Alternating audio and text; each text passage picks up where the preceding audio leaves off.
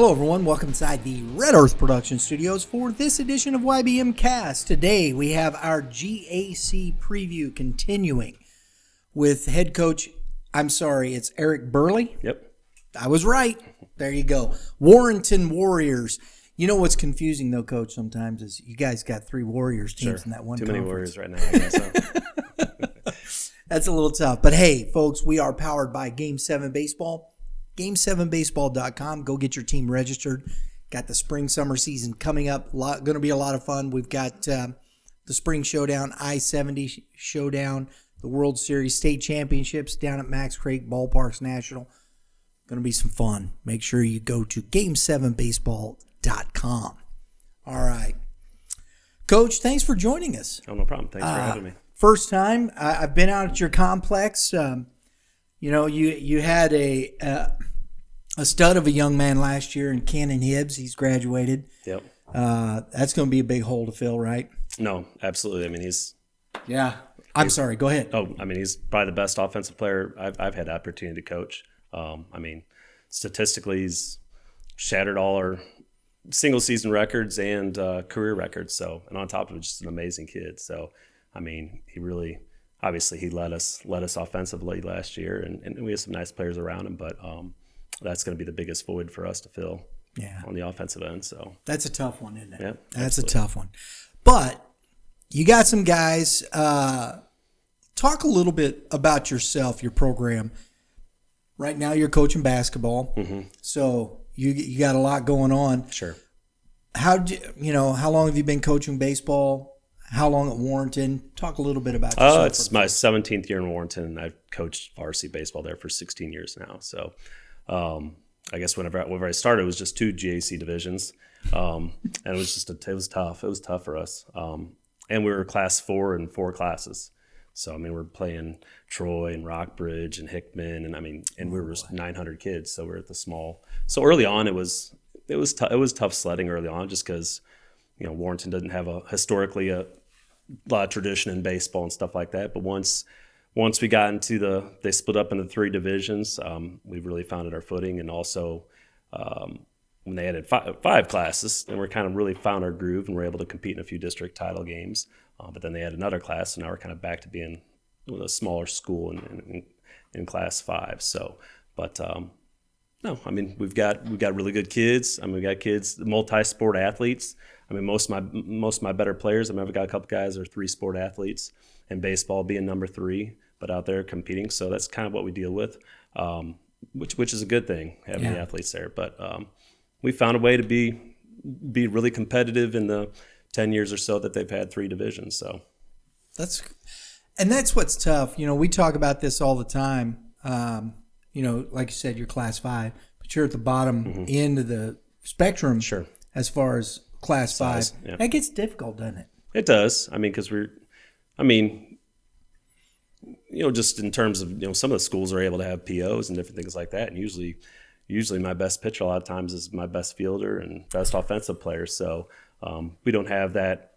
I've had very few guys that were POs, if any, really, to be honest. So that's part of the deal when you get district play. Some of those teams you compete against, that's their sole focus. So that gets difficult in decision making as well, because you want to protect the player. Sure.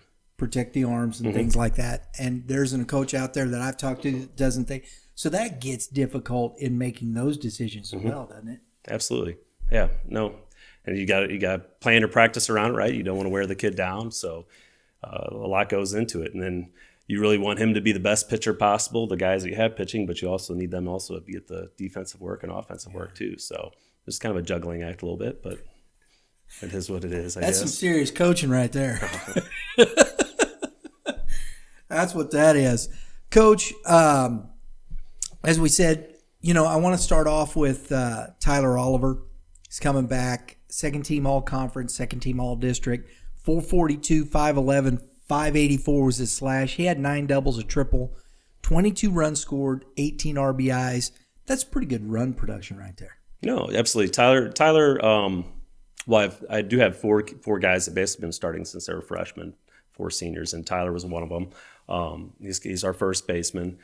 Tyler suffered a season-ending injury with about 5 5 games to play last year. Broke a lower leg bone, which probably was a big deal. He probably was on pace to become first team all conference player because his stats backed it up. So that kind of took away a little bit from his RBI total because he would have been up well over 20. But he's been hitting in our 4-hole last year. I believe he hit in the 4-hole again the previous year too. So and he puts a lot of time into his craft too. So he definitely is a solid offensive player. And that injury kind of hurt us a little bit down the stretch at the end of the year, just our depth and that type of thing. But I'm looking for hopefully more of the same, and hopefully he can shoulder some of that offensive production that Cannon gave us the previous year. So there you go. The other guys, of course, you're talking about in Joe Goldsmith, Ben Peth. I'm looking through Austin Haas. Mm-hmm. These guys are all conference kids, put up big numbers. What are you expecting out of those guys? So, Joe didn't play last year because he had torn ACL. But he put up some nice numbers as a sophomore. He's probably the best outfielder that I've coached, and I think as a sophomore he was probably the best, in my opinion, the best outfielder in our conference as a sophomore.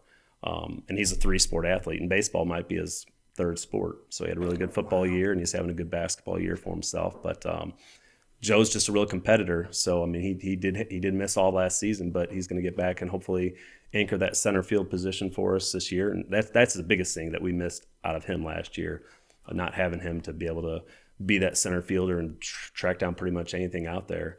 And his thing that kind of stung a little bit is his offensive production was kind of coming around his sophomore year, and you're hoping that would build into his junior year. But his biggest attribute is his defense. But then again, he'll have to take on some of that offensive role too for us. So we're pretty excited about having him back and being out there for us. And then my top two guys that hit the top of the motor last 2 years, Austin Haas. Once again, he's just a really good football player, and he's getting some looks for football. He's a great athlete, but he's also our catcher. Does a great job behind the plate, and he's given some consistency back there because we went a year or two without really having consistency behind the plate, and that's proven huge for us. But he's a speed demon back there too. He gets on base. He's getting second base. I think he had 25 stolen bases last year, right around there, and over 30 runs scored. So he does a really good job. You don't see that at the catcher position. No, we're not courtesy running for him. He gets on base, he's running. So. And I used to call the pitches. I don't know, that's just the way I felt like I could have a little bit of control over it. But he took that over last year and did a great job. But I mean, he's amazing to have at the top of the lineup, just that speed and stuff. And the guy backing him up is just as good. Caleb Clark, he's a senior that has started since a freshman. He scored close to 30 runs too, I believe, and had 20 stolen bases. So you had those two guys getting on base in front of Cannon, and that was really great stuff up there. And Caleb's going to William Woods. He's played second base. He's played some shortstop for us too. And then did you mention Ben Peth? Ben Peth. I mean, Ben's he's been one of the better pitchers in our conference the last 2 years. I think I looked up earlier. He's been 8-1 in the last 2 years in conference play, 11-4 overall. So he's going to East Central Community College. And he's the type of kid where I think he's more of a pitcher first. He's going to go to East Central but we also need him to be an outfielder, an infielder, and being able to do something behind at bat too. So, but he's just a competitor. I mean, his biggest attribute is he's just an intense competitor, and he can be very emotional competitor too. So, as soon as he's able to really harness that and figure out how to fuel that, then he's going to do a lot of good things again this year. So. That's cool. I know we were talking about Ben earlier because he works out with one of my co-hosts on Tuesdays, Mitch Thomas, over at the Hitting Zone. Okay. So he was talking. He said good things about him. He liked Ben a lot. So it sounds like offensively, Coach, you have the guys that you need to compete. Mm-hmm.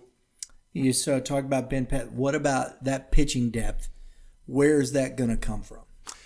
Yeah, I mean that was our biggest obstacle last year, because actually going into last year we were going to return everybody, Then we had Joe's injury, which was huge. And then I had basically my number 2 and my number 3 pitchers. One was out with an injury and the other one wanted to focus on basketball and decided to golf instead. So we were really looking, that was actually going to be probably a strength of our team last year. And we ended up having just kind of piece it together, to be honest, to get that number 2 last year. Tyler did pitch kind of in that number 2 role a little bit last year. Pitched in a couple huge conference games for us last year. I can think of a North Point game that he pitched, just gritted out an effort. He kept us in a Winfield game. We ended up losing 2-1, but he pitched a complete game in that game, and it was just one bad inning. So the biggest thing about pitching is I think we'll have the depth. And I actually have a guy that's volunteering for me this year. His son's head coach at Johnson County Community College, Horner. Steve Horner, he's worked with my pitchers this offseason. I think that's, being a smaller school, we have, 3 or 4 coaches on staff, and you can't devote your complete attention to the pitching staff, but he's going to be that guy that hopefully, can help us work through that a little bit. Because we just walked way too many guys last year. I mean, we could score runs, but we just gave up too many free passes, and that kind of hurt us in a handful of games. So hopefully we can get some consistency there. Tyler's going to figure into that mix. Oliver on the mound. Colin DeSylvester, our shortstop, he started on varsity for the first year as a shortstop last year, did a great job defensively at short, and he ended up with about, I think, around 20 innings. He's got a nice live arm. He didn't have any experience pitching coming into high school, so really last year was his not only first taste of varsity pitching, but also really just his first time he spent any significant time on the mound. So we're hopefully he can develop, and I do think we have some guys that can give us some depth. And I think we have some younger guys that are strike throwers, which is important, and there might be hopefully potentially some kids in that freshman class that can help us out. But you've got to have that opportunity to see if you're going to have a couple kids maybe on that freshman with the schools your size, correct? Yeah. No, I think we have I think our freshman class is really solid this year. I think it's a good, solid class, and I could potentially see a couple of those kids finding a role on the varsity level this year. Yeah. I'm looking forward to seeing it because we do look at the North, and I think that's when we're talking about the preview and looking at all the schools from North Point to Winfield to St. Charles West to you guys. St. Charles, they might have a couple guys. I think they're maybe a year away. Orchard Farm, it's just kind of tough picking sometimes. And then I know Phil Kendall is not there this year. When I look at all these schools, it's going to come down to who's going to be able to pitch well. Yeah. And where do you find that depth? Because defensively, you got a catcher, right? Silvestri's coming back as a shortstop. Who's competing up the middle there? You said it was Goldsmith that was your center fielder. Is that correct? Yep. So he's going to be back. So defensively, you've got a pretty good core right in the middle of that field. Yeah, I mean, if it plays out kind of like how last year did, I mean, we should – every position defensively we return with varsity experience. I mean, every guy has started also. Last year it was just a funny year between injuries and kids kind of coming out, but we dressed 10 kids, so everybody got varsity experience. But that's going to be a strength. I mean, everybody should be familiar with the varsity level and how to play defense, and we fielded it fairly well last year. The biggest thing was just being able to throw strikes consistently. Is kind of what hurt us at times, but I mean, we feel really good about where we're at. With guys returning in the field.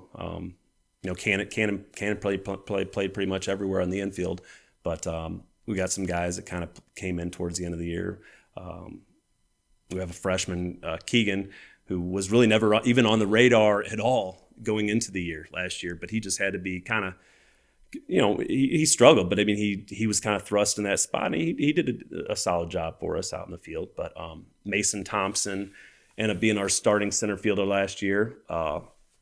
We basically returned no varsity experience in the outfield last year, but Mason took on the center field role. Had a learning curve early, but then he's just a really good one of those really good athletes. He plays football, basketball, and baseball, and he's definitely got the speed for it and athleticism, and he'll naturally probably fall into one of the corner outfield spots. Bryce Phillips, I think he got close to 70, right around 70 at bats for us last year. He was another kid that really wasn't on a radar at the beginning of the year, just between injuries and different things like that. Got put in a position, and he did a solid job for us. So he'll fit somewhere in the infield. Like I said, Caleb's done a tremendous job at second base now. He's 3 years at second base and has played a little shortstop. Just a really good athlete, and he's going to be a pretty good college ball player too for William Woods. Up the middle. So I think up the middle, we're between catcher, middle infield, and center. That's a pretty solid defensive group there. Yeah, it sounds like it. I mean, you've got the makings, and like I said, we said earlier, Peth was 6-1. He had a 1.64 ERA. Coach, I don't care what level you're pitching. You got 1.64 ERA. Yeah. That's pretty good. No, yeah, and Ben and. Yeah, I mean, he's just a competitor. And I think he'll even tell you that some of his off-speed stuff wasn't always on point last year. So he was really pitching with a fastball. But he competed out there, and he mixed it up a little bit. And sure. I think this year he's kind of worked on those type of pitches that he's really going to progress with that. But I mean, if he comes around, talk about Sam Wortham, 3-1 last year. Yeah, is that correct? Yep. Sam. I don't think he's coming out this year. So he's not coming out. No. Okay, he's focused on other things. Yeah, that's okay, and that's why I'm asking. And I because these are things we see, we don't know, and that's what the GAC preview is about. I like to find out so that we can talk to folks, and hopefully talk intelligently about what we're sometimes. Right. Okay. So then, and that's a tough one right there. Then, isn't it? No, and Sam was, especially his sophomore year, he was kind of that strike thrower for us. Yeah. But I do think we have some younger guys that are going to be able to fit in that role. I just haven't seen necessarily enough of them, and throwing bullpens in the gym is a little different than getting on the mound against some juniors and seniors. So I'm looking forward because you mentioned we'd put that I'd put that in here. The Keegan is it Mellengard? Mellengard. Yeah. I'm looking forward to seeing. I always like to see what those those freshmen that got varsity experience, how that helps them. Sure. What do you think about that? When you get that kid that is a freshman, gets the opportunity, do you think that helps them confidence wise in the next year they come back? Yeah, I guess it could work both ways. I mean, depending on the type of year they have. Sophomore slumps and all that stuff. Yeah, right? I mean, it's huge for him to be able to get that experience. And part of it was, he probably didn't realize he was going to get that opportunity either. It's just the way it all played out last year. And as a freshman, you could see some of the frustration at times. Because we did have a pretty good offensive team, and he probably wants to do his part too. But defensively, he did a solid job for us, and I think he's the type of kid that he's a really good kid, extremely coachable kid, listens really well, and I think that's gonna bode really well for him this year. So you were 7-3 in conference. You're 15-14 overall. That's not horrible at all. No, I'm to be honest with you, I'm really proud of the group last year because, like I said, on paper going into it, if we had all our guys, you felt really good, like we were gonna have a chance to do something, not just in conference, but even in our tough district to be able to get maybe potentially one of the higher seeds. Right. And that just the cards didn't play out there. But in terms of conference play, they came off the year before, kind of a little bit of bad taste in our mouth because we had the conference lead for the majority of the year. And then we had a late game against St. Charles West and faced the Josh Newell kid for a second time. And we got him the first time, but he wasn't going to lose to us the second time. So they kind of kept us 2 years ago, these kids' sophomore group, from winning conference. And this last year we were right there too. And then we had the 2 games against St. Charles West that was going to determine whether we won conference or not. And they got us on the chin first game, but we still had a chance to get a split, and we ended up losing 2-1 to St. Charles West. We had a lead early on, and our emotions got the best of us in one inning, and kind of ended up losing that one 2-1. So we had 2 of our 3 conference losses were 2-1 to Winfield, and then 2-1 to St. Charles West, which kind of kept us from getting that. But it is what it is. That's the way it falls sometimes. But we're right there. Over the last 3 seasons, it's been those 3 Warriors teams. Yeah. Battling it out. North Point, I think is going to enter that conversation this year. Absolutely, yeah. I think they're. I mean, they've got. I mean, all their kids are a year older, and they got some arms, and they got some dudes on their team. I mean, there's no reason. Yeah, I mean, they've got some players, so I fully expect them to have a really good year. I do think it's going to be a 4-team race. You know, and it's all personally, you know, from what I've seen and just in my humble opinion, just it's all going to come down to pitching. Yeah. From every team, because everybody. I mean, West has a dude. They got Goring. Sure. And I like Jack Cowling, and they've got another kid. Yep. I think they have a little more depth than everybody else. North Point, absolutely. Yeah. I think they just have a little more depth.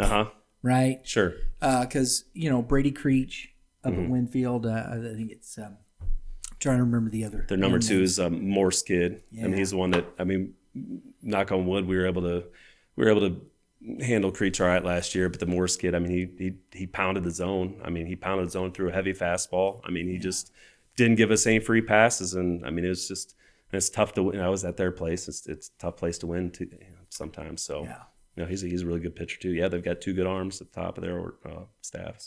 So, and you got Peth that you're going to be running out there. It'll be interesting to see where you pick and pop. I'm looking forward to it. I think it's going to be a fun conference to watch, Coach. It should be. Yep. Yeah. It should be really competitive. I think and we got we're going to be out for the GAC Classic. We're live streaming that, and you guys got the nightcap with North Point. Okay. Yeah. That's going to be a dandy. Sure. I'm looking forward to that one. Yeah, so that's on that Tuesday. So I think it's going to be fun. It should be. Yeah. Hopefully we can put a good product on the field. So I think I think you're going to be right in contention. I do have my thoughts on who's going to win the conference, but you know we won't mess with that. I do. I like it. I like your squad. I've liked it. I really liked watching Hibbs last year. He's a heck of a good player, and every time you guys are always right in the mix. You find a way. You got guys that come out and play hard and compete. I think we just got some gritty kids, and they've got a little bit of chip on their shoulder, you know. So I mean, we've always found a way. So hopefully, I mean, obviously, the pitching parts is going to be is what's going to be the difference in whether we can kind of make it to that, you know, make it that next step. So I'm interested to see. I like what you did with the Johnson County coach. That'll be interesting. No, he reached out to me. That's huge. Having, I mean. I had many years ago, I had a guy that kind of was a volunteer coach to help me out with pitching. And then I kind of took on that role for a number of years, but I've also got to take on the outfielders and the, team defense, so, but he, based on what he's been able to do, through off season workouts, I mean, he's very detail oriented and he's a data guy and tracks things. I think he really works well with the guys. So, I mean, my older guys, I think they kind of know what they're doing, but I think it's going to be huge for some of those secondary guys. But I think it'll pay off for us. I think that's fantastic because, like you said, do you ever get some of the guys that have played for Warrenton in the past coming back afterwards and wanting to volunteer coming back into the program? Yeah, the 2 guys that coach JV, I mean, are both former players, and I've had a couple players that graduated. Actually, they're brothers, but they graduated that have expressed interest, and they're still around the town working and stuff like that have expressed interest in helping this year. So, absolutely. I mean, we've had a number of guys. A couple years ago, we had Dallas Johnson, who went on to play at Heston Community College. Really, really good ball player that helped us out. So, no, they're definitely wanting to come back and help out and be able to pitch in and help out however they can. So, very good. I love that. Get back in the community, help out. I think that's great. Coach, appreciate your time. Thanks for having me. Absolutely. You got to come back next year, too. Yeah. We'll do. Well, we'll be out. We'll see you at the ballpark, and we're looking forward to that. I'm looking forward to seeing you guys play, especially that North Point Warrenton. I'm looking forward to that. I think it's going to be a dandy. Absolutely. Yeah, absolutely. Head coach Eric Burle, Warrenton Warriors. All you got to do is say Warriors, and there you go. And go on the team. So. Yeah, exactly. So, hey, all those fans out of Warrenton, I'm sure you do, get out there, support your team. Baseball's free, right? Yep, absolutely. It's free. Go watch. Go support these young men. They play hard. They play well.